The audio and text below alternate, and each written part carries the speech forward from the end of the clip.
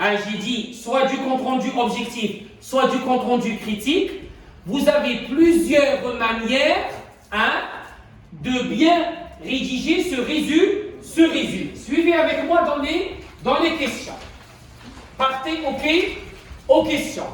Vous avez la question numéro 2. Répondez par vrai ou faux. Alors, les propositions vraies. Par exemple, j'ai deux propositions. Ce sont des idées reformulées du texte. Donc, je peux prendre ces deux propositions vraies et les placer dans mon résumé. Est-ce que c'est clair? Oui. Partez aussi dans la 5e question. Vous avez tortionnaire et prisonnier. Parfois, dans le texte argumentatif, on vous donne avantage, inconvénient.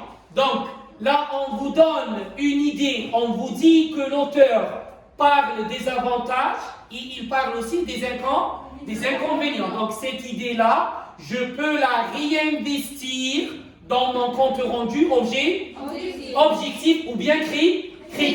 Est-ce que c'est clair? Là, hein?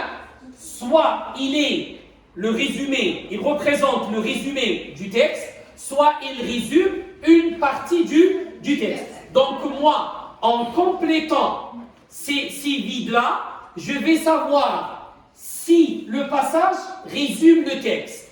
Je vais ajouter seulement des connecteurs. Je vais dire d'abord, Goussem, la musicienne, a entamé le militantisme aux côtés de Richard.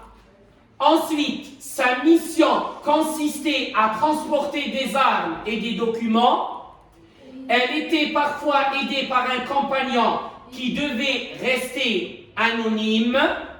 En outre, elle a été emprisonnée, capturée et torturée avant d'être condamnée à 2 ans de prison.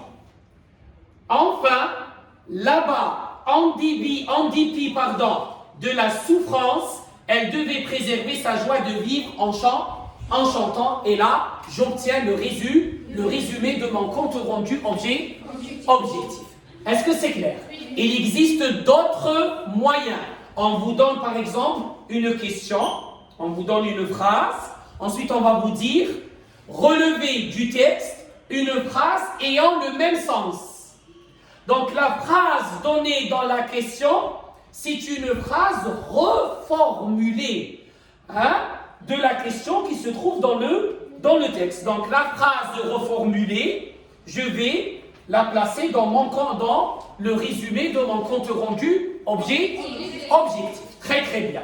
Vous avez parmi les propositions suivantes, 2 seulement sont en relation avec le texte. On vous demande de relever les propositions qui sont en relation avec le texte. Les 2 propositions qui sont en relation avec le texte, je les réinvestis dans mon résumé, sans oublier l'emploi des connecteurs et surtout, la reformulation.